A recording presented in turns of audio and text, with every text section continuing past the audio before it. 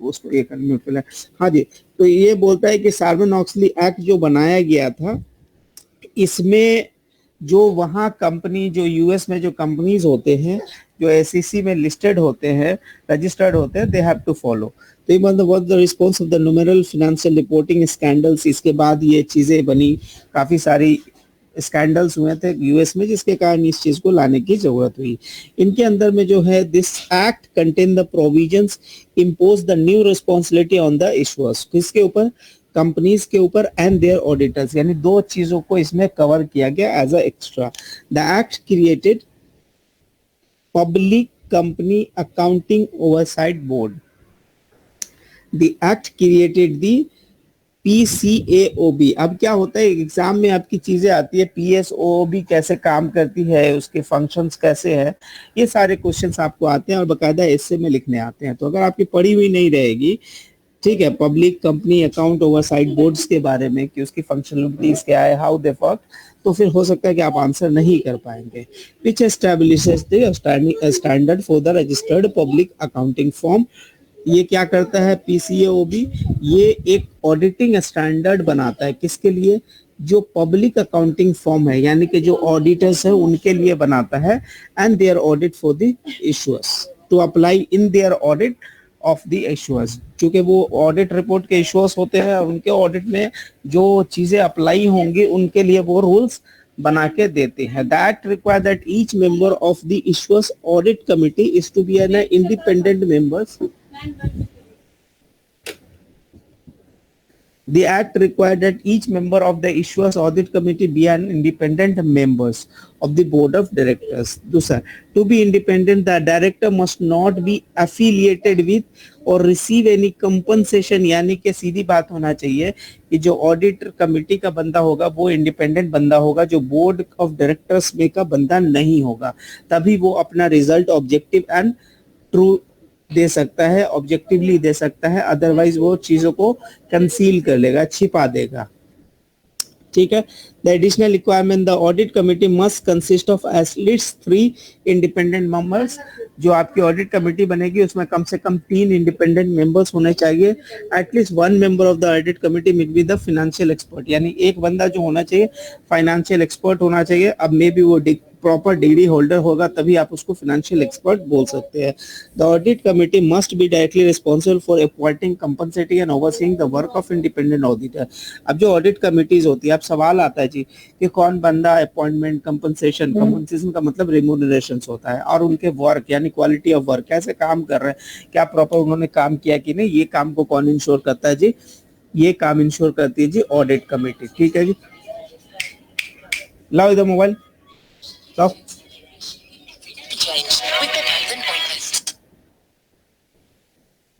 ठीक है। उसके बाद the independent must report directly to the audit committee, not to the management. इसकी जो रीजन ये है कि अगर इंडिपेंडेंट ऑडिटर्स अगर बोर्ड ऑफ डायरेक्टर्स को अगर रिपोर्ट करना स्टार्ट कर देंगे, तो बोर्ड ऑफ डायरेक्टर्स अपने हिसाब से जो उनको चाहेगा रिपोर्ट में इनकॉर्पोरेट करवाएंगे, जो उनको नहीं चाहिए होगा रिपोर्ट को इनकॉर्पोरेट नहीं करवाएंगे। तो इसलिए क्या करता है, मतलब रिपोर्ट में इंडिपेंडेंस मेंटेन रहे, रिपोर्ट की क्वालिटी मेंटेन रहे, इसलिए जो है बोर्ड ऑफ डायरेक्टर्स जो होते हैं वो क्या होते हैं, जो ऑडिट कमेटी होती है वो उनको इंडिपेंडेंट ऑडिटर रिपोर्ट करते हैं, ना कि बोर्ड ऑफ डायरेक्टर्स को। द ऑडिट कमेटी फिर बोलता है कि मस्ट एस्टैब्लिश द प्रोसीजर्स, वो 2 चीजों के लिए प्रोसीजर्स निकालेंगे। Receipt, retention and treatment of the complaint received, या उन्होंने जो कंप्लेंट मिला है उसको कैसे ट्रीट करते हैं, उसको कैसे लेते हैं, कहाँ तक रखते हैं। Regarding the accounting, internal control and the auditing matters, ये जो अकाउंटिंग एंड ऑडिटिंग से रिलेटेड जो इन्फॉर्मेशन उन्हें मिलता है उसको वो कैसे रिसीट, रिटेन एंड ट्रीट करते हैं, ये चीजें। और दूसरा बोलते हैं, दूसरा ये बोलते हैं the confidential and anonymous submissions of the employees concern regarding the questions about the, यानी ये जो है ये somehow it is related to the whistle blowings, कि मतलब कंपनी के कुछ चीजों में कॉन्फिडेंशियलिटी अगर कुछ गलत हो रहा है, ठीक है, जो अकाउंटिंग ऑडिटिंग मैटर से रिलेटेड उसकी कॉन्फिडेंशियलिटी को मेंटेन करना का, ये भी उनके पार्ट में आता है। फिर बात आता है कि जी प्रोहिबिटेड नॉन ऑडिटेड सर्विसेज क्या होता है। The act list the several activities that cannot be performed on behalf of the audit client. आप audit client के behalf में क्या क्या नहीं कर सकते, इसके थोड़े से कुछ examples है. The audit में the auditing firm may perform the non-audit services, tax services for an audit firm only if the activities is approved in advance by the audit committee. अगर कोई टैक्स कंप्लायंस यानी return filing या tax payment अगर करना होता है तो ये काम क्या होना चाहिए, अप्रूव्ड होना चाहिए. कौन अप्रूव करके देगा, ऑडिट कमेटी करेगा, तभी वो जाके करेंगे. अदरवाइज उनकी, क्योंकि वो जब खुद रिपोर्ट रिटर्न फाइल करेंगे तो फिर उसको चेक कैसे करेंगे, क्योंकि एक बंदा जो खुद काम करता है उसको चेक नहीं कर सकता, क्योंकि segregation of work is required. ठीक है. फिर बोल रहा है कि audit function, audit partners rotation. बोल रहा है the act require that the lead auditors and the reviewing partner to be rotated of the audit so that the same individual is not supervising the client's audit for an extended period of time. तो इसमें क्या होता है, एक बंदा अगर audit करना start कर देता है मेनी ईयर्स के लिए तो क्या करता है, उसकी क्वालिटी ऑफ वर्क खराब हो जाती है, क्योंकि वो बहुत सारा काम नहीं करता है, छोड़ देता है, स्किप कर देता है. तो ये भी पॉइंट लिखा गया है कि ऑडिट जब सेक्शन 203 में लिखा गया है कि कोई भी क्लाइंट्स पे अगर जो आप मैनेजर से अपॉइंट करते हैं ऑडिट रिव्यू के लिए, वो मैनेजर्स को आपको रोटेट करना पड़ेगा, तभी आपको प्रॉपर यानी क्लियर रिपोर्ट्स मिलेंगे. अदरवाइज वो क्या होता है, बहुत सारा टाइम 4-5 साल में रहता है, अगर एक ही असाइनमेंट पे रहता है तो फिर वो ओवरलुक करते हुए चला जाता है. The lead partners can not perform the audit for more than 5 consecutive years. तो ये आपके ऑब्जेक्टिव का सवाल है. फिर आता है जी corporate responsibility. Section 302 requires the periodic statutory financials report to include the certain certificates. अब ये हम लोग आगे पढ़ेंगे सेक्शन 302 के अंदर कौन कौन सी सर्टिफिकेट्स है, ये हमारे आगे पे आएगी. तो यहाँ पे रिस्पॉन्सिबिलिटीज होती है क्या, पब्लिक अकाउंटिंग ऑडिट बोर्ड्स की रिस्पॉन्सिबिलिटीज होती है कि उन्हें कुछ सर्टेन रिपोर्ट्स रिक्वायर होते हैं पीरियोडिक रिपोर्टिंग के लिए. फिर उसके बाद आती है कि देखिए इंटरनल कंट्रोल्स के बारे में. तो इंटरनल कंट्रोल्स के बारे में क्या होना चाहिए, सेक्शन 404 एग्जाम के लिए सबसे इंपॉर्टेंट सेक्शन होता है, इससे काफी सारे सवाल आते हैं.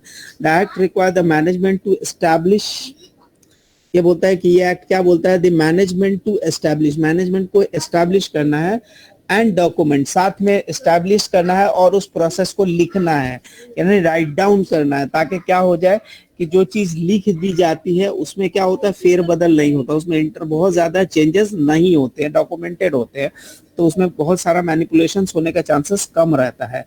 The internal control procedures and include in the financial annual reports. ठीक है. और आपको ये सारे जो आपने जो इंटरनल कंट्रोल्स बनाए हैं और उसकी जो डॉक्यूमेंटेशन की है उसके बारे में you have to incorporate in your annual reports. क्या चीज, annual reports are reports on the companies internal control over the financials reporting. आपकी फाइनेंशियल्स रिपोर्टिंग को जो आप जिस ऑब्जेक्टिव जिस रिजल्ट्स को रीच करते हैं उसमें क्या क्या कंट्रोल्स लगाए हैं, उस कंट्रोल्स के बारे में आपको बताना पड़ेगा. आपकी रिपोर्ट में क्या क्या बातें होनी चाहिए, this is very important. Report का कंटेंट आपसे पूछा जा सकता है सेक्शन 404 का.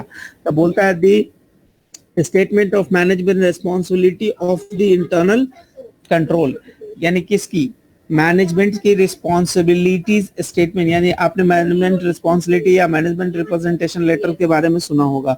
फॉर द इंटरनल कंट्रोल के बारे में वो एक लेटर देते हैं, बताते हैं कि हाँ जी भाई मैं रिस्पॉन्सिबल हूँ, मैं ये काम करता हूँ.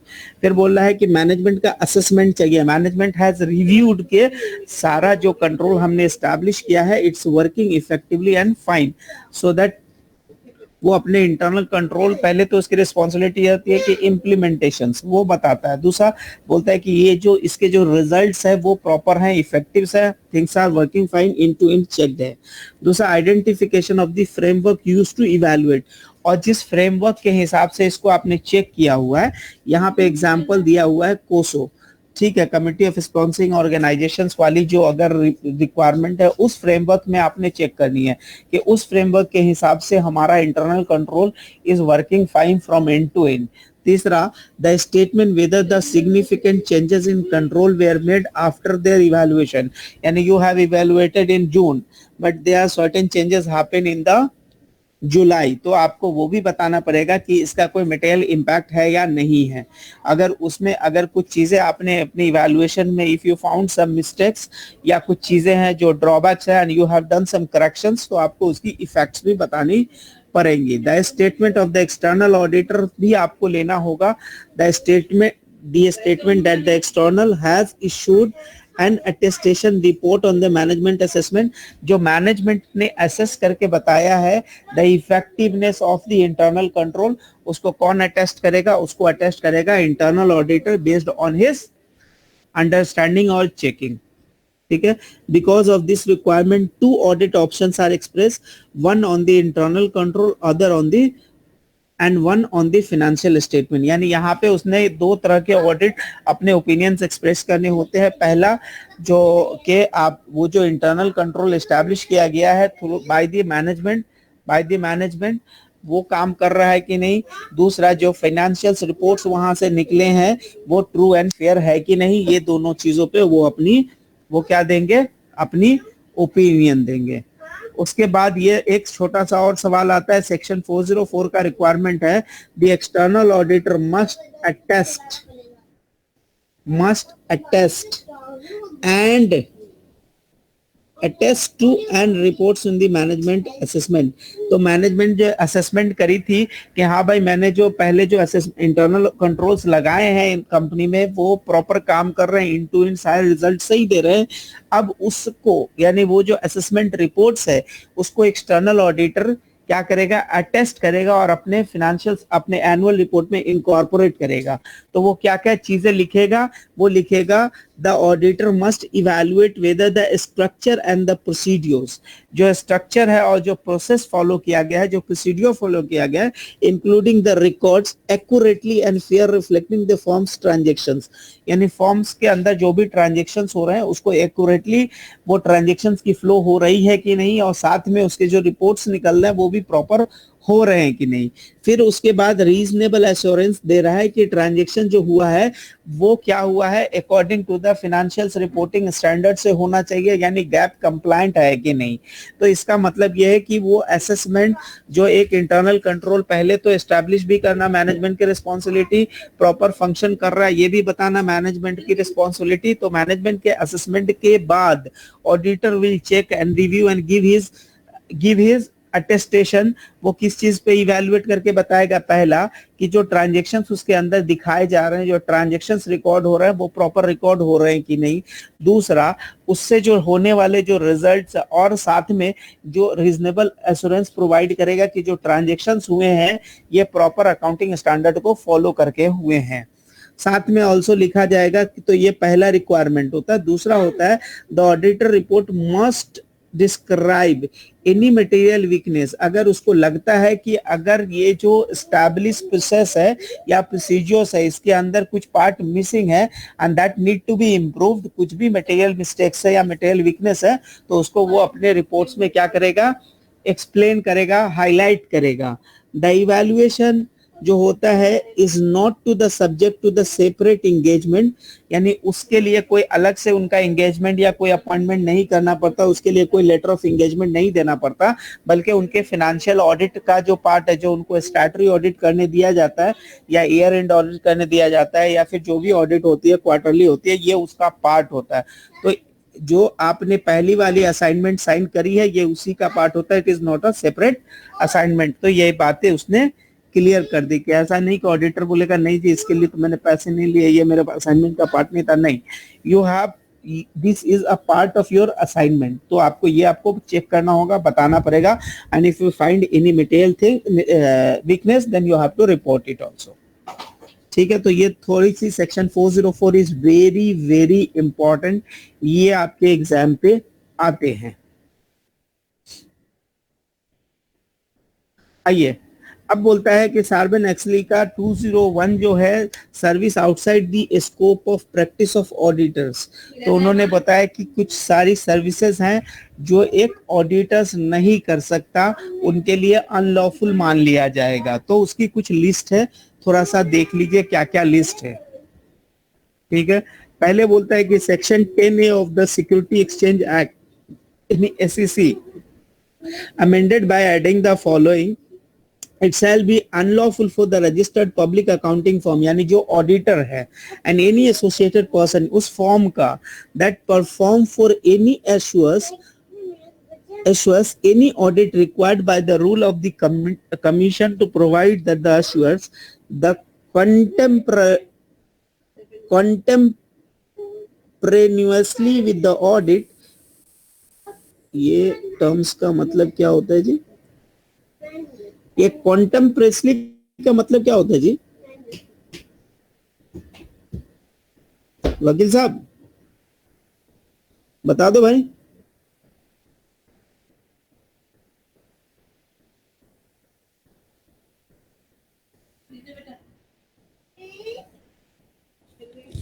जो टेम्परेरी तौर के ऊपर वो होता है, एक चला आ रहा है प्रोसीजर, बस वही.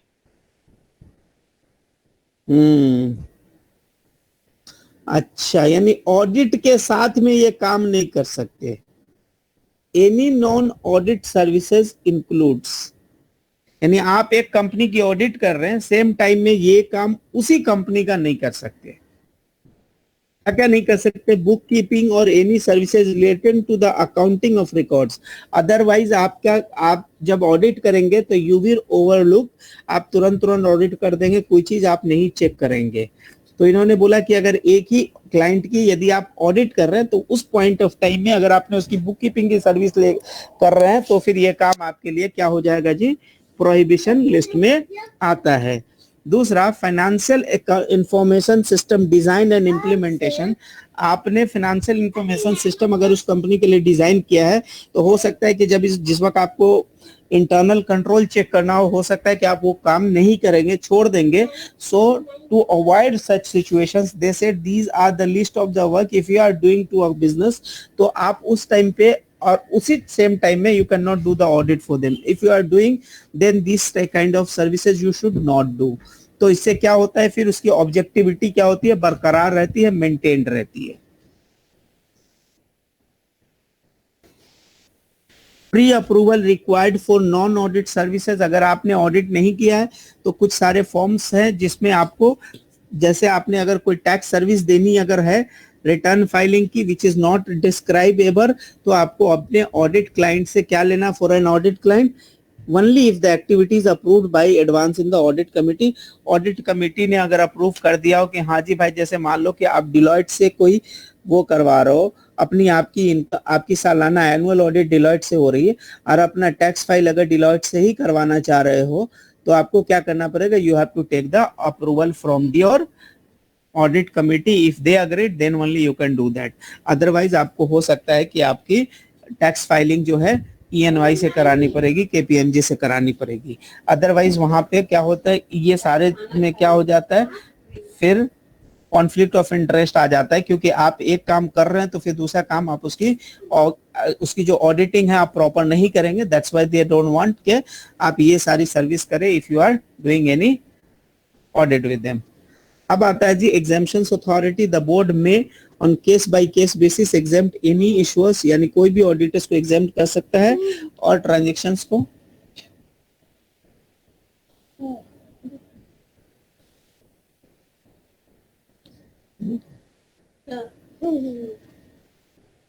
ठीक है. Transaction from the prohibition. The board में on case by case basis exempt any issuers of public accounting or transaction from prohibit provisions to the extent of such exemption is necessary or appropriate in public interest. अगर कभी भी लगता है तो board कोई उस बात को क्या कर सकता है? ओवर रूल कर सकता है कि ये पब्लिक इंटरेस्ट में है and it's consistent with the protection of investors and subject to the review by the commission. Commission कौन? SEC का बंदा. SEC को आप ये अर्जी दीजिएगा, you will send an applications, they will see and they can say that okay, even though if it is falling on this, but you can do this. Non-audit functions also you can do with the audit functions.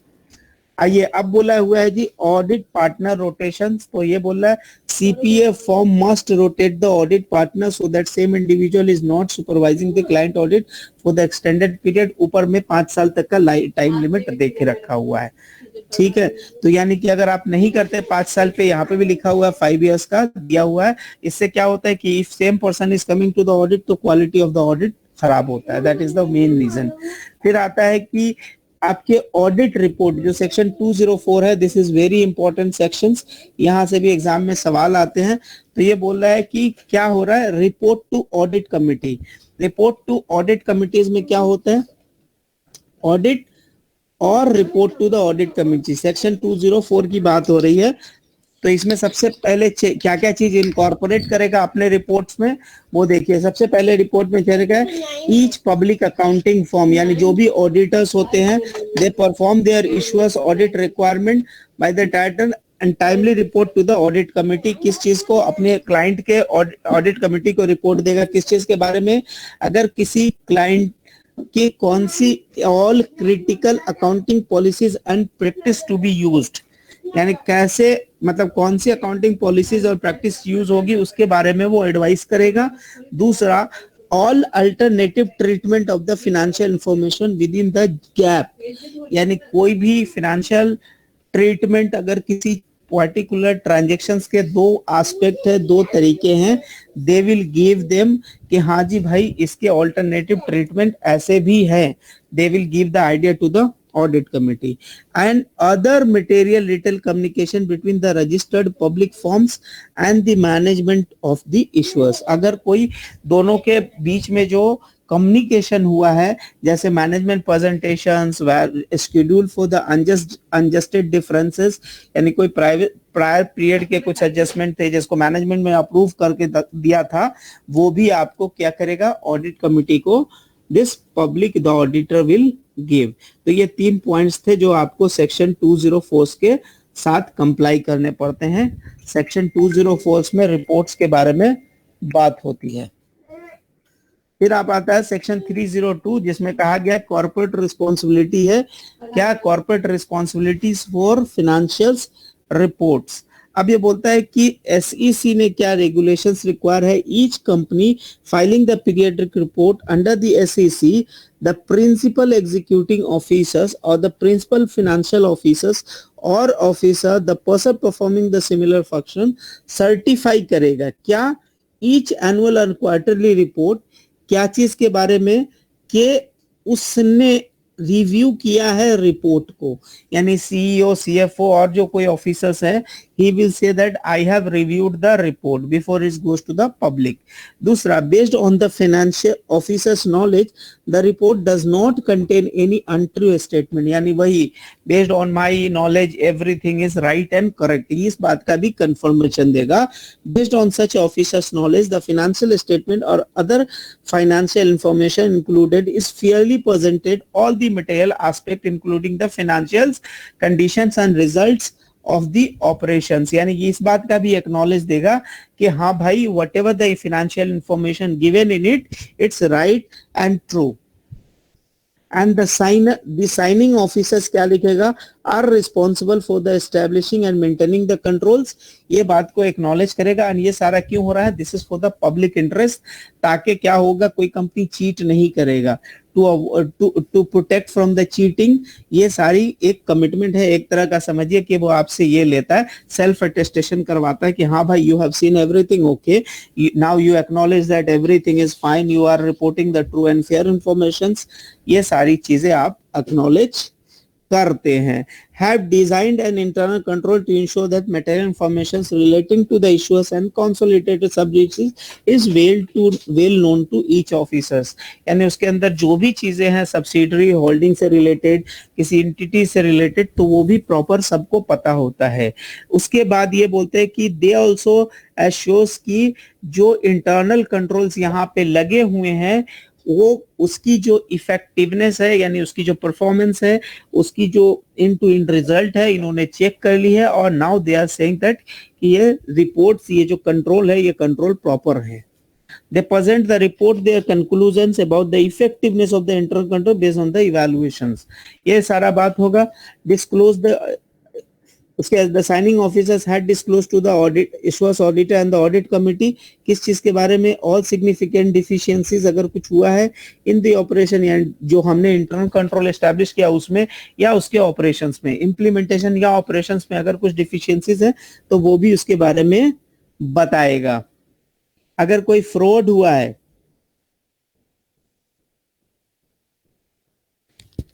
अगर कोई fraud हुआ है तो उसके बारे में भी उसको बताया, वेदर और not material they involve the management and that involve the management and other employees who have significant role in the issuing the internal control, इस बारे में भी बताया जाएगा।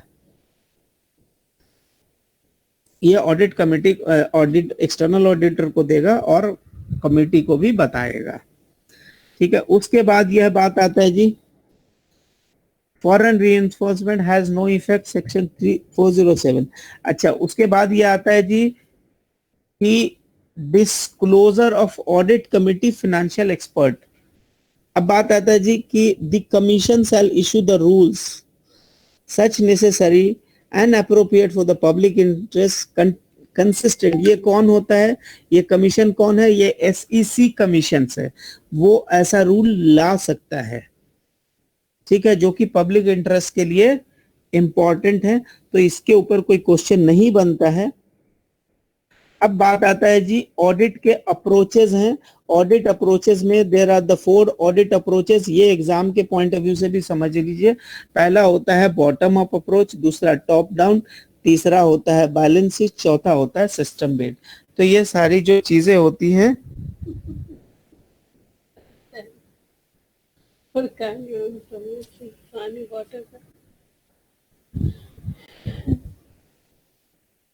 ठीक है, they are the 4 audit approach. तो 4 तरह के अप्रोच होते हैं। तो एक होता है जी bottom up. Bottom up approach में क्या होता है देख लीजिए। सबसे पहले इसका एक नाम होता है सब्सटेंसिव प्रोसीजर। सब्सटेंसिव प्रोसीजर्स का मतलब ये होता है वाउचिंग या डायरेक्ट वेरिफिकेशन। अब हमको कोई बंदा बता सकता है कि वाउचिंग क्या होता है और वेरिफिकेशन क्या होता है? अभी 9:43 हुई है ना। हेलो जी, वॉचिंग तो ये होती है कि वॉचर जो बनाया और उसको पोस्ट कर दिया, ठीक है। वेरिफिकेशन ये होती है जो ऑडिटर या अकाउंटेंट है उसको वेरीफाई करता है, ये अप्रूवल इसकी ली थी, ट्रायल अप्रूवल ली थी, इसके बाद वही कास्ट के अंदर वो चीज परचेज कर रहे हैं और उसके अथोराइज पर्सन ने अप्रूव किया है, इससे इस सब ये की वेरिफिकेशन होती है। अनीस भाई प्लीज। और अथोराइज सिग्नेटरी भी इसमें वेरीफाइड होता है। इसमें जो पहली चीज है कि जो वेरिफिकेशन है, इसमें तो हम कंट्रोल साइकिल देखते हैं कि जो कंप्लायंस है वो मीट हो रहा है कि नहीं हो रहा। और जो वाउचिंग है इसमें वेरिफिकेशन ऑफ एसेट्स रिजल्ट होते हैं, जिसमें के प्री अप्रूवल फैक्टर इसमें मौजूद है कि नहीं है। कंफर्म अनीस भाई रिपीट कर दें सर जी, रिपीट कर दें जो है ना, जो वाउचिंग है इसमें प्री अप्रूवल फैक्टर आ जाता है कि आपने जो चीज फिजिकली जो बाय किया है इसका अप्रूवल फैक्टर एग्जिस्ट करता है कि नहीं करता। और जो वेरिफिकेशन है इसमें कंपनी का कंप्लायंस फैक्टर है, जो पॉलिसी प्रोसीजर है उसके पैटर्न पे चल रहे हैं या आप अपने पैटर्न पे चल रहे हैं। जो ये ट्रेसिंग होती है, वाउचिंग तो आपने वाउचर बना दिया, ट्रेसिंग ये है कि जो मटेरियल का मिस स्टेटमेंट है उसे मैच किया जाता है कि जो आइटम कोड से आपने आइटम बुक किया है वो सही है या नहीं है, डिफरेंस क्यों आ रहा है, इनहेरेंट कंट्रोल क्यों है, ये डिफरेंस क्यों है, क्यों नहीं पकड़ा जा रहा। तो इस तरह के जो उसके पार्ट नंबर वगैरह होते हैं, इस तरह के ऑडिट मैन्युफैक्चरिंग डिवीजन में ज्यादा होते हैं और उसी को वो ट्रेस किया जाता है, उसी से डिसीजन लिया जाता है, रिस्क असेसमेंट किया जाता है। थोड़ा एक बार गूगल में करके मीनिंग देख लीजिए ना, इतना इधर उधर जाने से बेहतर है। देखिए, जब भी ऑडिटर आता है, जब भी वो किसी चीज को देखता है, सैंपल लेने के बाद वो चीज आखिर में बोलेगा कि मेरे को एसेट दिखा भी दो। अच्छा ठीक है। तो जो डॉक्यूमेंटेशन है उसमें तो वो पूरा साइकिल देख लेगा, लेकिन जब फिजिकल देखेगा तो वो उसकी कंफर्मेशन होती है, फिजिकल एग्जिस्टेंस। हाँ, फिजिकली ये भी उसी का ही पार्ट होता है। अच्छा, तो मतलब कि वेरिफिकेशन में क्या होता है? सर, वेरिफिकेशन में 2 साइड है। एक तो वो देखेगा आपका जो डॉक्यूमेंटेशन वर्क है कि जिसमें सारा प्रोसेस फॉलो किया गया है वो चीज एग्जिस्ट करता है। उसके बाद वो उसको फिजिकली भी चेक करना चाहे तो कर सकता है, जिसमें हम लोग किसी एसेट, वो कहता है कि मेरे को ये एसेट्स दिखा दो, तो उसके बाद नॉर्मली ऑडिटर्स जाते हैं इन्वेंट्री काउंट करते हैं, तो वो जो इन्वेंट्री काउंट करने के लिए वो चेक करेगा फिजिकली इसको, it's a part of verification. देखिए जो डिक्शनरी मीनिंग है वो क्या बोलता है पता है? जी, वेरिफिकेशन जो है वैलिडेट करना कि जो एसेट एंड लायबिलिटी है, ठीक है, उसकी एग्जिस्टेंस है या नहीं है। It is the checking the title, possessions and the valuation, ठीक है। तो यानी कि जो बैलेंस शीट में या जो चीजें एग्जिस्ट कर रही हैं उसको जब चेक करते हैं, और अगर हम लोग के अगर नॉर्मल गांव वाले लैंग्वेज में बोले तो एक्सपेंसेस की वाउचिंग होती है और बैलेंस शीट आइटम की वेरिफिकेशन होती है, ठीक ये है। क्वेश्चन इंटरव्यू में पूछा जाता है। Very well defined. तो मतलब हम लोग के जो एकदम बेसिक इंग्लिश पे अगर बात किया जाए तो वेरिफिकेशन किसकी होती है? बैलेंस शीट आइटम की। वाउचिंग किसकी होती है जी? Expense P&L items. ठीक है, तो अब समझिए, अब देखिए ये दोनों जो प्रोसेस है यहाँ पर काफी अच्छे से इन्होंने लिखा है, देखिए कि वाउचिंग और direct verification applies the audit resources for the large volume the transactions and account balances without any the particular focus on the specific area of the financial. The bottom up approach is not risk based and review all the controls किस equally हर तरह के चीजों को देखना, testing the high volume of control, high number of the control instead of focusing the high risk control process and transaction। तो अगर आप इसको थोड़ा सा कहीं और जगह से पढ़ सकते हैं सब्सटेंसिव प्रोसीजर को, तो आई विल रिकमेंड कि एक बार इसको प्लेन रीडिंग कहीं से भी कर ले, क्योंकि इसकी प्लेन रीडिंग करे रहेंगे तो एग्जाम पे आपके लिए आसान हो जाएगा। वैसे जब ये ऑडिटर इंटरव्यू देते हैं तो उसमें ये क्वेश्चन बड़ा कॉमन पूछा जाता है। ठीक है, उसके बाद जो बैलेंस शीट अप्रोच है, इन्होंने बोला कि substantiate the procedures are perform on the balance sheet account and the only limited procedures are applied to the income statement. यानी पहला सब्सटेंसिव प्रोसीजर एकदम हर चीजों को एकदम डिटेल्ड में जाके माइन्यूट या ग्रैनुल लेवल पे जाके चेक करने का जो प्रोसेस है वो अपना बैलेंस शीट आइटम पे लगेगा, लेकिन जो इनकम स्टेटमेंट का आइटम है उसको ऊपर से चेक कर लेंगे। तो जस्टिफिकेशन क्या होता है कि the relevant management assertions of this all balance sheets are tested and verified, the income reports of the asset will not be materially misstated। तो इस प्रोसेस यानी बैलेंस शीट अप्रोच को अप्लाई करने की जो जस्टिफिकेशन है वो ये है कि इनकम स्टेटमेंट के आइटम को आप बहुत ज्यादा मटेरियली मिसस्टेट नहीं कर सकते, लेकिन बैलेंस शीट आइटम को कर सकते हैं। इसीलिए ये बोलते हैं कि बैलेंस शीट आइटम को आप एकदम ग्रैनुलर लेवल पे जाके कर ले, लेकिन इनकम स्टेटमेंट को आप ऊपर से कर सकते हैं। एक सिस्टम में क्या होता है, आप सिर्फ सिस्टम के कंट्रोल चेक करते हैं, वहां पे क्या होता है बहुत सारा एक ट्रायल रन मतलब एक डमी ट्रांजैक्शन इंसर्ट करते हैं और एंड टू एंड आप चेक करते हैं कि उसके इम्पैक्ट कैसे काम करते हैं और आप बताते हैं कि हाँ ये जो सिस्टम है ये प्रॉपर काम कर रहा है। तो यहाँ पे बोलता है the auditor to assess the effectiveness of the internal control and to perform the substantive procedure primary on account that is least likely to meet the system objective. Reduced testing is the appropriate for accounts that they are likely to meet the system objective. अब मैं इसको ये बोलूंगा, ये जो 4 audit approach है ना, एक बार आप इसको रीड कर ले, कहीं दूसरे रिसोर्सेज से भी रीड कर सकते हैं, तो आपको जब आंसर करना कभी पड़ेगा देन आप आसान से कर सकते हैं। आसानी से, ठीक है। रिस्क बेस्ड अप्रोच ये होता है कि ऑडिट रिसोर्सेज, यहाँ पे होता है direct audit resources to appropriate the financial statement assertion based on the auditor's statement of the risk of material misstatement. वो अपने हिसाब से चेक करते होंगे कि हाँ जी यहाँ पे ज्यादा रिस्क होगा, यहाँ पे कम होगा। Auditors are required to make the risk assessment at the financial statement and the relevant assertion level based on the appropriate understanding on the entity and the environment, कहाँ कैसे बिजनेस है और किस environment में काम कर रही है उसके हिसाब से उनके रिस्क निकालते हैं और रिस्क के हिसाब से वहाँ पे जो ऑडिट डिसाइड होती है। इसके रीजंस ये होते हैं, the approach requires the auditor to identify the each day to day risk faced by the business, consider the effect whether this risk could have on the financial statement and plan their procedures accordingly. वो business के risk को देखते हैं, समझते हैं और अपनी audit plan accordingly करते हैं. तो ये एक 4 मेथड्स को आई वुड रिकमेंड कि आप एक बार कहीं और भी रिसोर्सेज से पढ़ सकते हैं, गूगल से पढ़ ले, बुक से पढ़ ले, कैसे भी पढ़ ले, क्योंकि यहाँ पे बहुत डिटेल पे इन्होंने नहीं दिया है. आ जाइए, ओपिनियन वेरी इंपॉर्टेंट है एग्जाम के पॉइंट ऑफ व्यू से.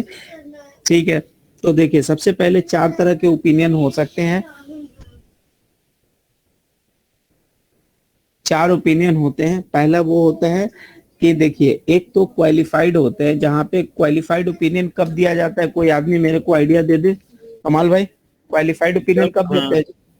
जब जो रिपोर्ट्स हैं वो सही बनी हुई हैं, लेकिन उनमें 1-2 चीजों की कमी है, सिर्फ पॉइंट्स बना के दिए जाते हैं वो, यानी एक्सेप्शन है, एक्सेप्शन है. हाँ, सब्जेक्ट टू होते हैं एक्चुअल में. चलिए, एक कोई आदमी में देखो, प्रसाद भाई आप किधर सो रहे हो क्या? प्रसाद भाई, आर यू देयर?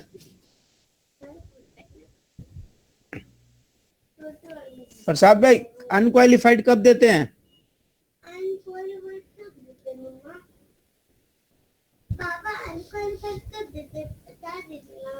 अनक्वालिफाइड जब देते हैं जब सारे अकाउंट ट्रू एंड फेयर हों और एज पर गैप हुए बने हुए हों. ठीक है, देयर इज नो डिस्क्रिपेंसी. चलिए ताहिर भाई थोड़ा हमको बताएं, एडवर्स कब देंगे?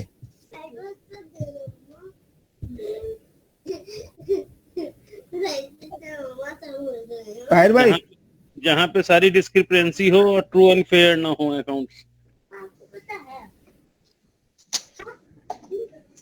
और डिस्क्लेमर ऑफ ओपिनियन के अंदर लिमिट आ जाती है, limit of scope. Accounting procedures को जब फॉलो नहीं किया जा रहा होता, इस पे अनक्वालिफाइड रिपोर्ट होती है.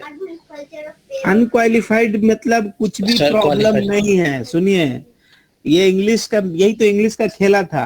अनक्वालिफाइड का मतलब कुछ भी मसले नहीं है, सब के सब ट्रू एंड फेयर है, सब के सब फेयर हैं. ठीक है, सारे all material aspect of according with the framework, जैसा मैंने सोचा था वैसा सब कुछ हो रहा है, तब अनक्वालिफाइड या अनमोडिफाइड बोलते हैं. दूसरा आता है क्वालिफाइड. क्वालिफाइड में एक्सेप्शंस होते हैं, थोड़ा सा 1-2 पॉइंट पे उनको लगता है कि उनका सेटिस्फेक्शन रीच नहीं हुआ. एडवर्स में बोलते हैं भाई मेरे लिमिटेशंस थी, मेरे को कुछ काम ही नहीं मिला, तो उन्होंने बोल दिया कि देखिए ये जो काम हो रहा है इज नॉट प्रेजेंटेड फेयरली, खत्म किया. और डिस्क्लेमर में बोलते हैं कि देखिए यहाँ पे जब वो बोलते हैं कि they are not expressing any opinion, अभी वो क्या एम्बिग्यूटी है, कुछ समझ में नहीं आ रहा, तो क्या बोलते हैं भाई ये डिस्क्लेमर दे देते हैं, आपको भरोसा करना तो कर लो, I don't know. The possible effect of the undetected misstatements are the material and pervasive. ये रीजंस होते हैं, तभी आप उनको डिस्क्लेमर ऑफ ओपिनियन देते हैं. तो ये डिस्क्लेमर्स वाले पॉइंट्स आते हैं. डिस्क्लेमर एक और पॉइंट पे आ जाते हैं कि आपसे डेली रिपोर्ट मांग रहा है, आप रिपोर्ट टहला देते हैं, तो भी अगला आदमी ओपिनियन नहीं दे पाता है क्योंकि आपके कस्टडी में होती है. तो वो वाला जो पोजीशन आता है, that is also the position of disclaimer आता है. आइए, रिस्क एंड इंटरनल कंट्रोल के बारे में बात होगी. तो रिस्क एंड इंटरनल कंट्रोल क्या होता है? Risk and management of risk, the assessment and management of risk. तो बोलता है कि every organization face the risk, क्या unforeseen obstacle that pursuits to its objectives. मतलब कोई भी ऐसा जो ऑब्स्टिकल्स है जो उसके ऑब्जेक्टिव्स को अचीव नहीं करने देता, that is called the risk. Risk takes many form and can be originate from the outside or inside the organizations. कोई भी reasons हो सकता है. The hacker may break into the university information system, changing the grades and awarding the unearned degree. ऐसा भी काम करने को भी हम रिस्क बोल सकते हैं. The CEO may bribe to the member of the Congress to introduce the legislation in favour of the firms. ऐसा भी हो सकता है.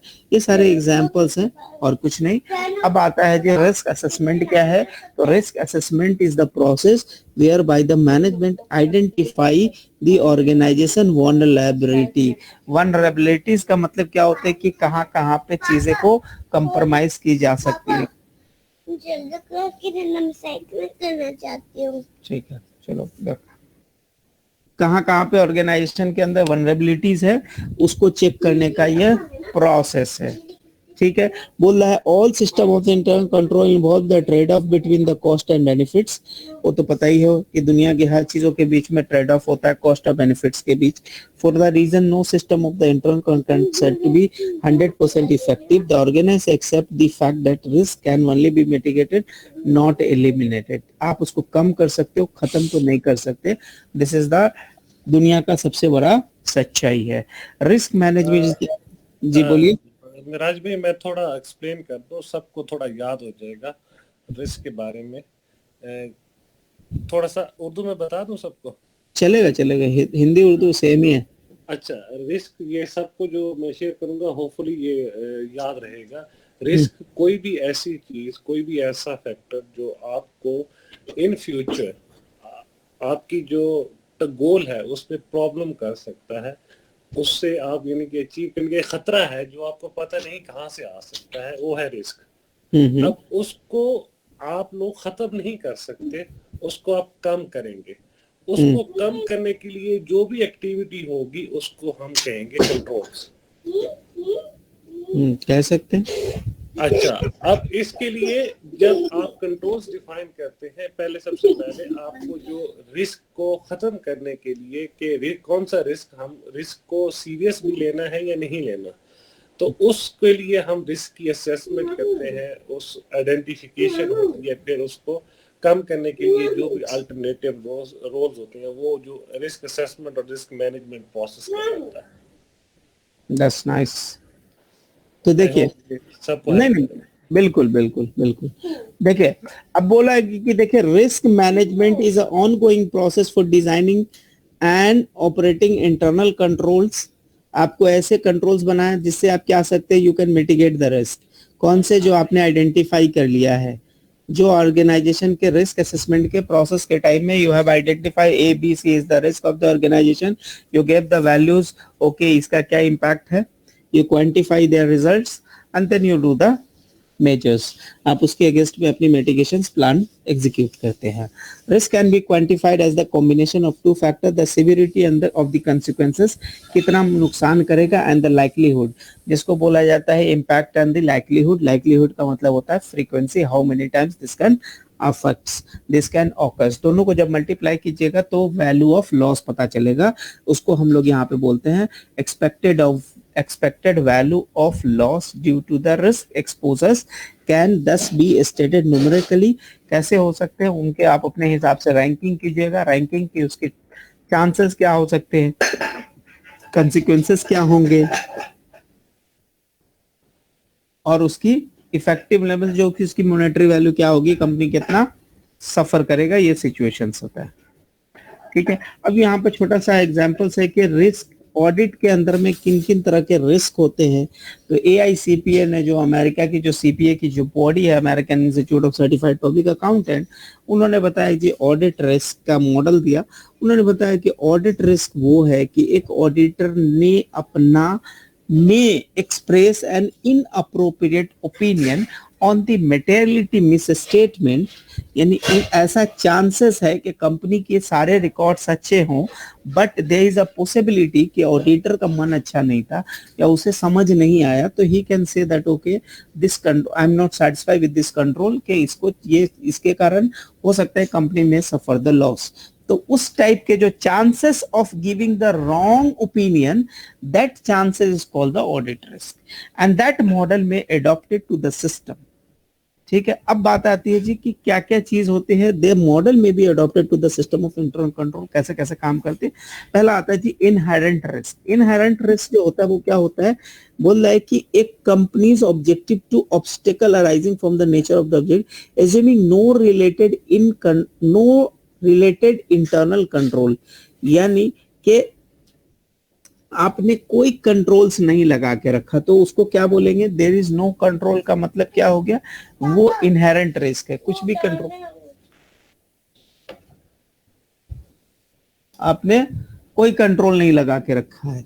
कंट्रोल रिस्क का मतलब है कि आपके पास कंट्रोल लगा के रखा है लेकिन कंट्रोल उस चीज को प्रिवेंट नहीं कर पा रहा है, यानी आपने जो काम करने के लिए किसी को दिया वो बंदा वो काम नहीं कर पा रहा है, तो वो कंट्रोल रिस्क में आ गया। यानी you have a control but the control is not able to prevent, control आपका चीजों को प्रिवेंट नहीं कर पा रहा है। ठीक है, अब जैसे for example the policy requiring the two approval from the expenditure over the certain dollar amount that could by passing by collusions, दोनों आदमी अग्री हो गए तो ये चीजें चलती रहेंगी, तो ये कंट्रोल रिस्क का फेल्योर हो गया। उसके बाद बोल रहा है कि डिटेक्शन रिस्क वो होता है जब किसी ऑडिट के जो आपने काम को लगाया, डिटेक्शंस की पॉलिसीज को इम्प्लीमेंट किया, बट इवन दो आपने उस चीज को नहीं आइडेंटिफाई कर पाया, तो वो डिटेक्शन रिस्क है। तो बोल रहा है example an embezzlement that contain for years before detection is much costlier than it's discovered after 1 month. ठीक है, यानी डिस्कवरी का जो कॉस्ट है उसके कारण जो चीजें होने वाली is the result that an obstacle to objective which will not be detected before a loss occurred, जब तक कि लॉस नहीं होगा तब तक वो चीजें आप पे पता नहीं चलेंगी, that is a kind of detection risk. यानी आपने डिटेक्शंस के बावजूद यानी चीजें रन करी है फिर भी वो आपको नहीं मिला, जब तक ये मटेरियलाइज नहीं होगा तब तक यू कैन नॉट आइडेंटिफाई। तो अब एग्जाम का एक सवाल आता है न्यूमेरिकल्स में कि व्हेन यू से the total risk, the total risk is the product of inherent risk, control risk and detection risk. ये तीनों रिस्क का वो क्या है, कंबाइंड है, प्रोडक्ट है, कंबाइंड रिजल्ट है। तो सब तीनों रिजल्ट्स, तीनों को जब आप प्रोडक्ट, तीनों को जब मल्टीप्लाई करके जो रिजल्ट आएगा उसको हम बोलते हैं जी टोटल रिस्क। ठीक है, अब सवाल आता है कि इंटरनल कंट्रोल्स के कुछ अपने ऑब्जेक्टिव्स होंगे, अब उस पे हम थोड़ी बातें करते हैं। तो बोल रहा है कि ऑब्जेक्टिव ऑफ इंटरनल कंट्रोल, तो बोल रहा है कि there are 3 classes of objective, direct organisation to the different elements of internal control. तो एलिमेंट्स ऑफ इंटरनल कंट्रोल, तो एलिमेंट्स में पहले इन्होंने ऑपरेशन रखा है, रिपोर्टिंग रखी है और तीसरे कंप्लायंस रखे हैं। तो इन्होंने क्या किया, जो हमारे इंटरनल कंट्रोल्स थे उनको इन्होंने पहले 3 हिस्से में बांट दिया और तीनों हिस्सों के एक अपने बेनिफिट्स है उसको इन्होंने एक्सप्लेन किया। तो इन्होंने सबसे पहले बोला कि when it comes to the operation level पे क्या बेनिफिट्स होगा, तो वो ये होगा कि operation objective relate to the achieving the entities mission, entities के कुछ अपने ऑब्जेक्टिव्स होंगे उसको अचीव करने में हेल्प करता है। ठीक है, पहला appropriate objective include the improving what, financial के परफॉर्मेंस, आपकी प्रोडक्टिविटी, दूसरी क्वालिटी, आपके इनोवेशन, चौथा कस्टमर सेटिस्फेक्शन। ये सारी चीजों को आपको क्या करता है जी, आपको अचीव करने में हेल्प करता है। यानी आपके अगर कंट्रोल ऑपरेशन में अच्छे हैं, that can help you achieving this type of objectives. The second, company के एसेट को सेफगार्ड करता है। तो सेफगार्ड कैसे करता है, तो वो देखिए, सेफगार्ड ऐसे करता है कि ऑब्जेक्टिव, ये जो ऑपरेशन यानी कंट्रोल्स में अभी हम सिर्फ ऑपरेशंस की बात कर रहे हैं, तो सेफगार्डिंग ऑफ एसेट उसके ही अंदर आता है। तो सेफगार्डिंग ऑफ एसेट्स में इन्होंने क्या बोला, objective protecting and preserving the assets in risk assessment and developing and mitigating the risk, avoidance of waste, inefficiency and the bad business decision relating to the broader objective than the safeguarding of the asset। ये सारा भी points है, safeguarding of asset से ज्यादा बड़ा concept है कि आप अपने वेस्ट को कम करें, इनएफिशिएंसी को कम करें, या कोई गलत डिसीजन जो ले रहे थे आप एसेट के प्रोक्योरमेंट में उसको आप बच सके। तो ये आपके ऑपरेशन कंट्रोल्स में आते हैं। रिपोर्टिंग कंट्रोल्स में जो चीजें आती है वो आती है to make the sound decisions. किसके लिए आपको हेल्प करता है, किस चीज में, to make the sound decisions. So stakeholder must have the reliable, timely and transparent financial information। यानी आपकी रिपोर्टिंग कंट्रोल्स अगर अच्छी होंगी तो आपके स्टेक होल्डर्स को जो इंफॉर्मेशन जाएगा वो टाइमली और एक्यूरेट जाएगा। द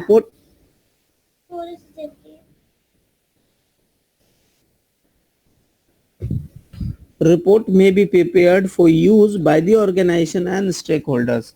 तो ऑर्गेनाइजेशन यूज भी करे और साथ में स्टेक होल्डर यूज भी करे।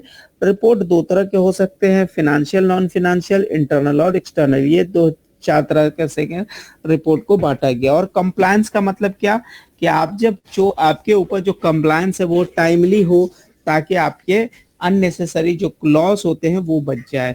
The entity are subject to the law, rules and regulation the set minimum standard to conduct examples include taxation, environment and employees relation, ये चीजों को अगर आपके कंप्लायंस के ऊपर अगर प्रॉपर इंटरनल कंट्रोल है तो आपके ये टैक्स वैक्स चीजें प्रॉपर टाइमली पेमेंट होंगी। और compliance with the internal policies and procedure is an जो इंटरनल पॉलिसीज एंड प्रोसीजर्स है वो ऑपरेशनल मैटर्स है, ना कि compliance. Compliance means outside the business के जो लॉज होते हैं उससे रिलेटेड है, ठीक है। The only the following is the useful memory की जो टेक्निक है, पहला क्या है, पहला ये है operations reporting and compliance. Operations में आपकी क्या होती है जी, एक तो ऑपरेशंस में कि कंपनीज के ऑपरेशंस अच्छे हो जाएं, यानी कंपनी अपने ऑब्जेक्टिव्स को अचीव कर ले, दूसरे एसेट्स को सेफगार्ड कर ले, रिपोर्टिंग में स्टेक होल्डर्स को टाइमली रिपोर्टिंग हो सके। दूसरा जो होना चाहिए, जो रिपोर्ट यूज करेगा वो कंपनी अपने इंटरनल और स्टेक होल्डर्स के लिए यूज कर देगा। रिपोर्ट 4 तरह के हो सकते हैं, कंप्लायंस में सारे जितने भी एप्लीकेबल लॉज है उसके साथ वो काम करे। तो इसके लिए कोई शॉर्ट फॉर्म था ना कमाल भाई? जी जी, इसके लिए कोई शॉर्ट फॉर्म था ना? केयर। हाँ, एस केयर का मतलब सेफगार्डिंग ऑफ एसेट, सी मतलब कंप्लायंस, ए फॉर क्या था? आर फॉर नहीं, R for reliability in reporting, और ई फॉर जो था वो है इफेक्टिवनेस।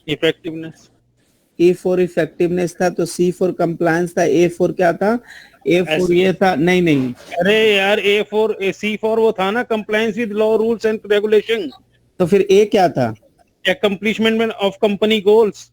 हाँ, तो यानी ये वाला square, safeguard of company asset, compliance with law, accomplishment of company goal, reliability of financial reporting, efficiency of operation, scare।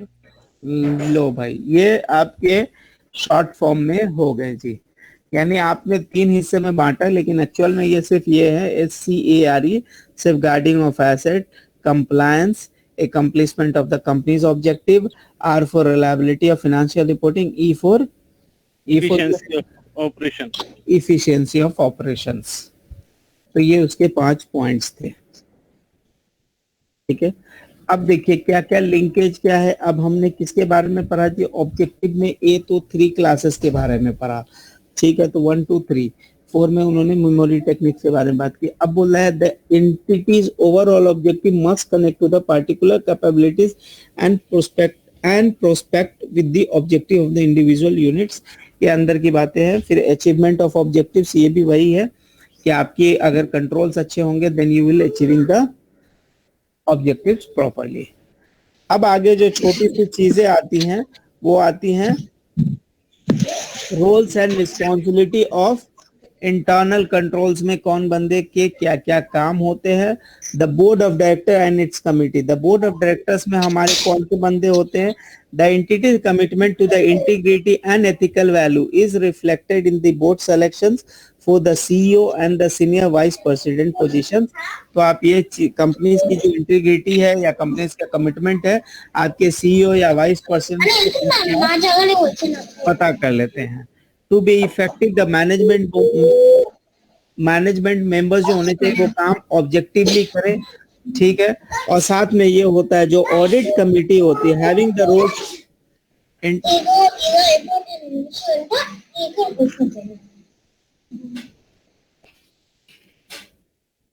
ठीक है। अब ये बात होता है कि the role regarding the audit committee क्या होता है, ओवरसाइट प्रोवाइड करना only the and the knowledge of the organization industry and be willing to ask the relevant question about the management decisions। जो कमिटीज होती हैं, जो इंटरनल कंट्रोल जो वाली जो बंदे होते हैं, the role regarding the internal control is an oversight only the capacity having the knowledge of the industry, ठीक है। तो ये जो कमिटीज होती है, जो बोर्ड ऑफ डायरेक्टर्स और उनके कमिटीज होते हैं, ये सारे काम करते हैं। अब जो एग्जाम के जो सवाल आते हैं वो आते हैं आपके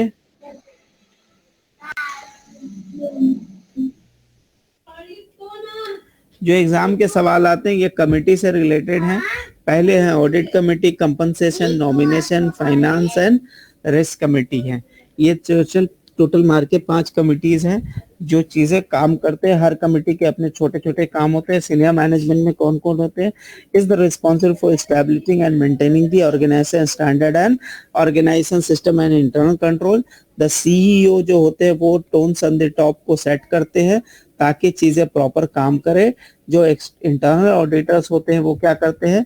उनकी ये छोटे छोटे से काम है। Although the management is ultimately responsible for the designing the operations, पर जो इंटरनल कंट्रोल फंक्शंस होते हैं उनकी काम होती है कंसल्टिंग एंड एडवाइजिंग की। तो ये दो की वर्ड्स है। That is evaluating the adequacy and effectiveness of internal control. वो चेक करते रहते हैं ताकि कंपनी जो है प्रॉपर काम कर रही है कि नहीं। In response to the risk and entities oversight operations and information system, internal control over the following achievement of the strategic objective, reliability and the integrity, effectiveness, efficiency, safeguarding of assets, compliance। ये वाले को भी आप याद कर सकते हैं SCARE से। ठीक है, ये स्केयर से आपका काम हो जाएगा।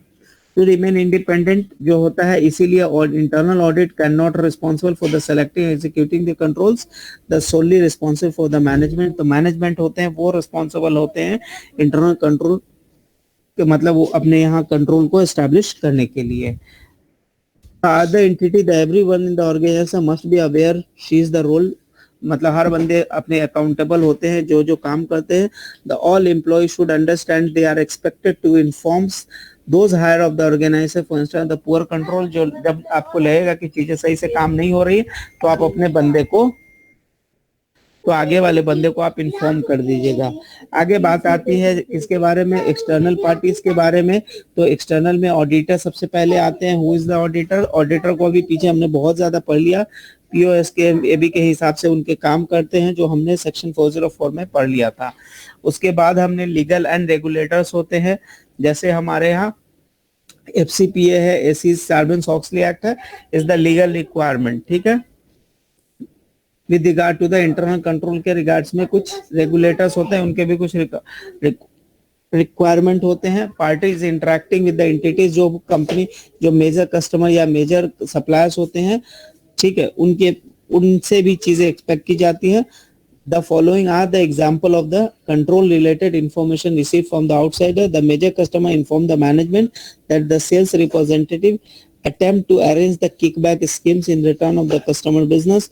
The supplier reveals the inventory and shipping problems. इस तरह की information भी वो बताते हैं, तो ही जाके हमारे operations अच्छे होंगे। क्योंकि इंटरनल कंट्रोल में 3 चीजों के बारे में ध्यान दिया गया है। पहला ऑपरेशन, दूसरा कंप्लायंस, तीसरा रिपोर्टिंग। ठीक है, तो ये ऑपरेशन रिलेटेड क्वेश्चन है। The party without a supplier और customer relations with the entity also may provide the insight into the function of the control. As a condition of granting the loan, the bank may requires the certain ratios to keep above or below the specified level. तो कभी कभी क्या होता है, bank आपके ratio को review करती रहती है, आपको एडवाइस करती है कि आपके हो सकता है कि आपकी जो लोन लेने की कैपेसिटी है वो कम हो रही है, तो bank can advise as a third party. फिर फाइनेंशियल एनालिस्ट जो होते हैं वो भी बताते रहते हैं, ठीक है, कि आपके प्रॉपर, तो ये सारे वो बंदे हैं जो आपके कंट्रोल्स में आपकी हेल्प करते हैं। अब आइए फ्लो चार्टिंग, ये इसके ऊपर मैंने अभी तक कोई क्वेश्चंस नहीं देखा है। द ओनली थिंग, जब मेरे को क्वेश्चन दिखेगा I will explain to you.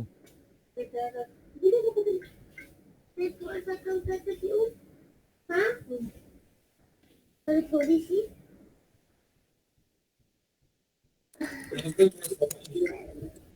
जी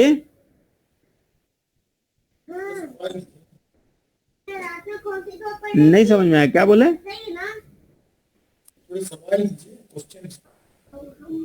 हाँ सवाल लेता हूँ, 1 मिनट रुको ना। अब जब 2 हफ्ते पढ़ाई कर तभी मुझे याद आया था।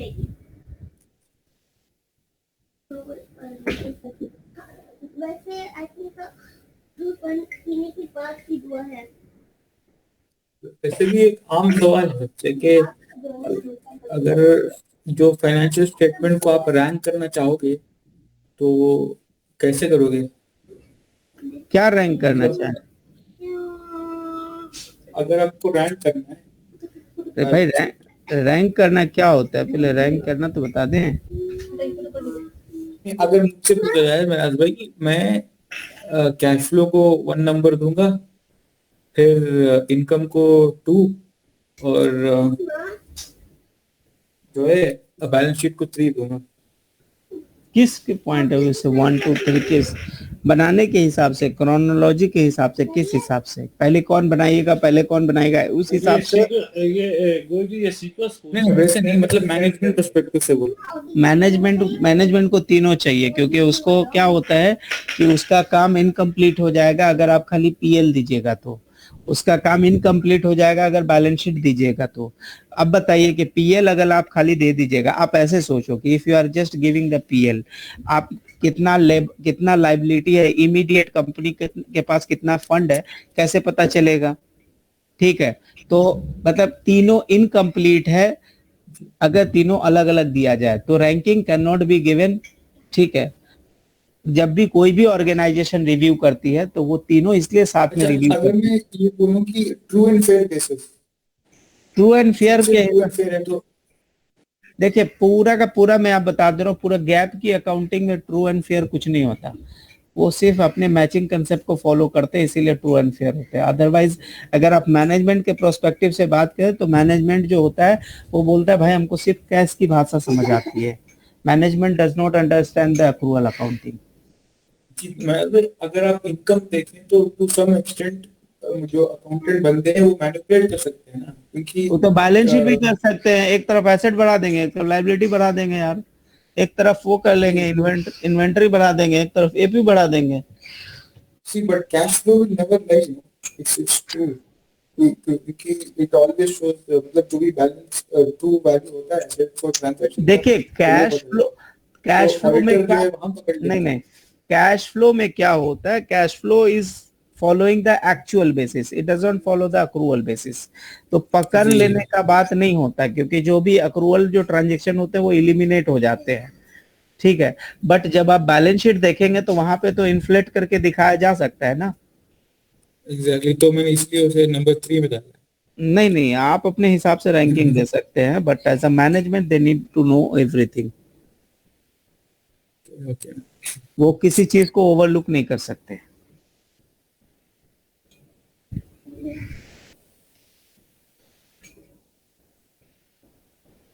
Internal control, introduction and compliance.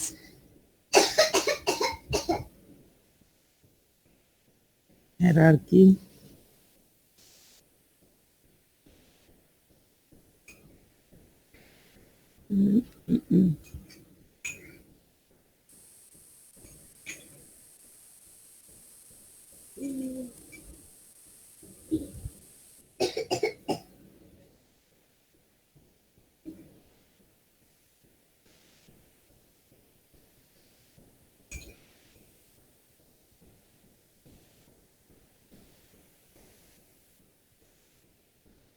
तो आप फटाफट बताइए, द फंडामेंटल मैंडेट ऑफ 302 क्या है?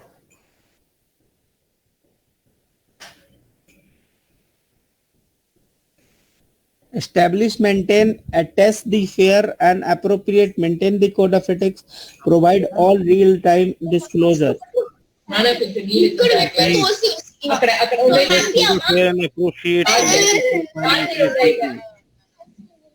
क्या बी होना चाहिए? किसी के पास और आंसर है क्या?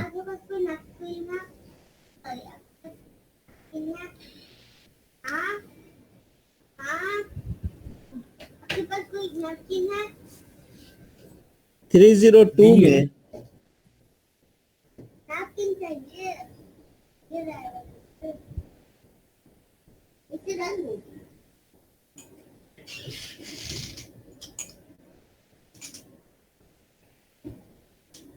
थ्री 302 में क्या अर्थ है?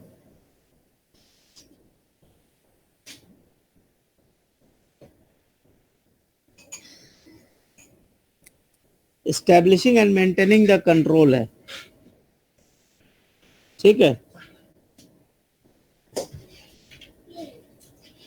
ये तो सीनियर मैनेजमेंट का है ना। हाँ तो ये कौन है? तो ये भी तो सीनियर मैनेजमेंट। बी में क्या होता है ना, फेयर, कुछ बी जो पॉइंट है ना, फेयर एंड फेयर बोल के कुछ नहीं होता, attach the fair and appropriate presentation जो होता है ना वो ऑडिटर कर सकता है, मैनेजमेंट नहीं कर सकता ना मेरे भाई। हाँ सही है ए सही।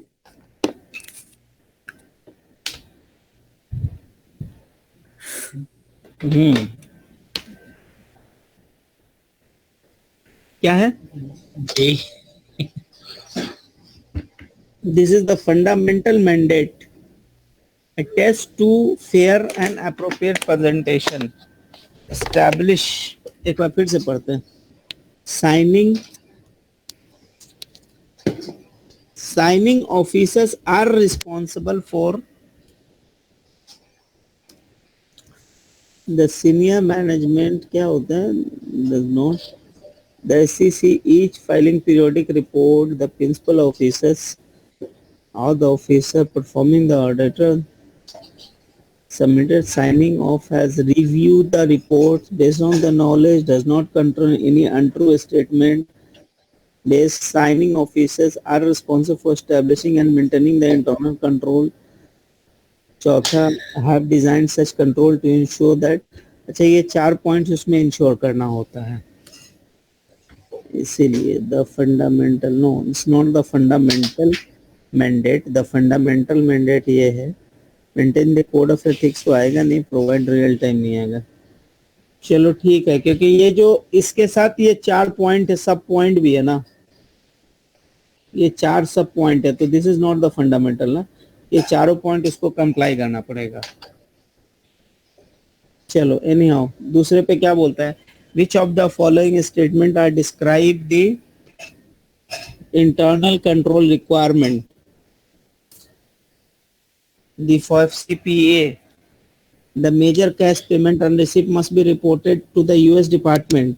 It is unlawful to bribe the foreign government to obtain or retain the business. It is unlawful to bribe for the officer of the foreign to obtain or retain the business. It is unlawful to bribe foreign government official. B officer और official of foreign corporation तो नहीं हो सकता, B होना चाहिए। B होना चाहिए।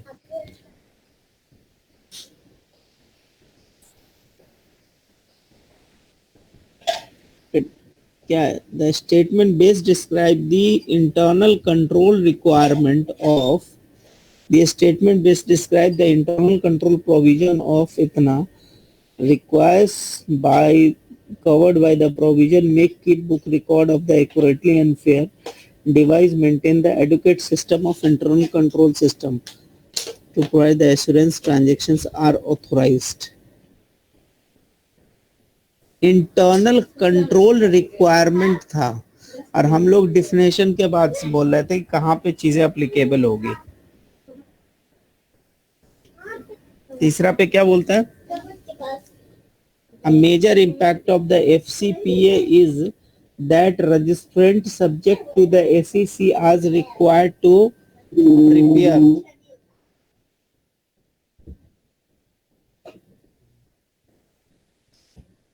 full, fair and accurate record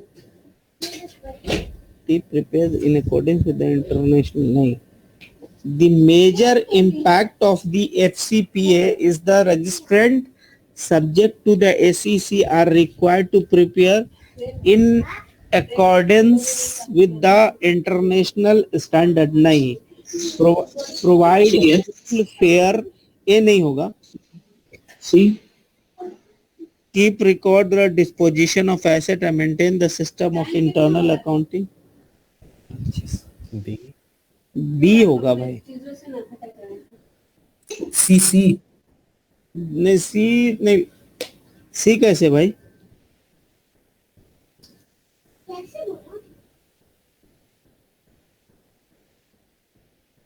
disposition of assets क्या चीज है? था उसमें क्या था क्या उसमें? ये आंसर क्वेश्चन के अंदर disposition of assets maintain system internal था, पता नहीं, देखना पड़ेगा। ये क्या? The requirement of foreign corrupt Foreign Corrupt Practice Act to devise and maintain the adequate internal control is assigned in the Act to company as a whole होगा.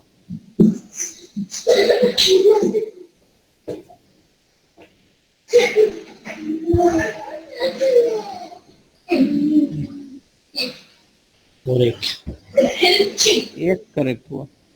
According to the Sarbanes-Oxley Act, which of the following certification is not included in the periodic statutory reporting?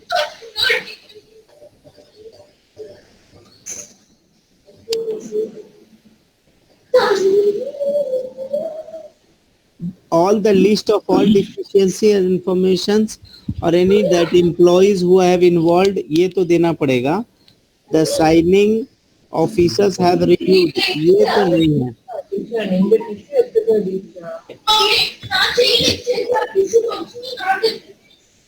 B नहीं होना चाहिए हमको लगता.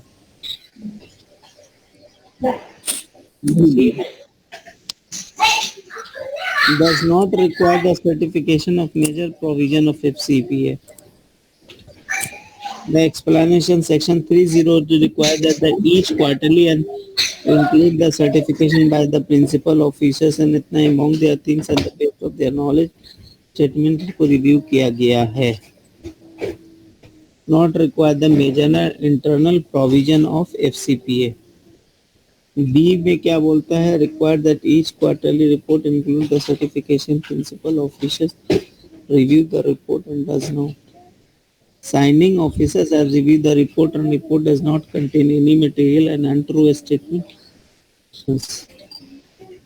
not included in periodic review statutory reports. Section 302 का क्या नाम है यार? यानी सेक्शन 302 को आप मिस नहीं कर सकते. इसको भी इम्पोर्टेंट में डालना पड़ेगा.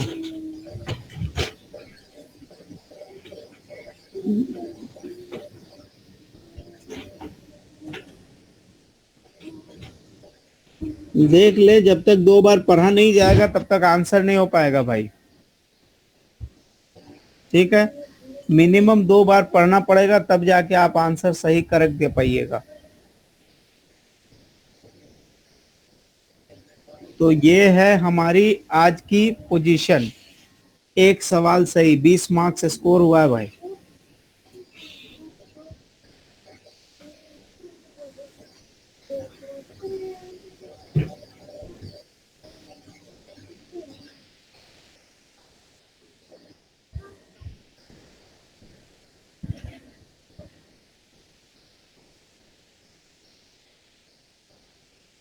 ठीक है, आगे आप लोग के जिम्मे में ये है कि आपको चैप्टर नंबर 17 एक बार फुल पूरा अपने हिस्से से कंप्लीट कर लेना है. ठीक है, एक बार पूरा रीड एंड रिवाइज कर लेना है. Then only you will attend some question of section E.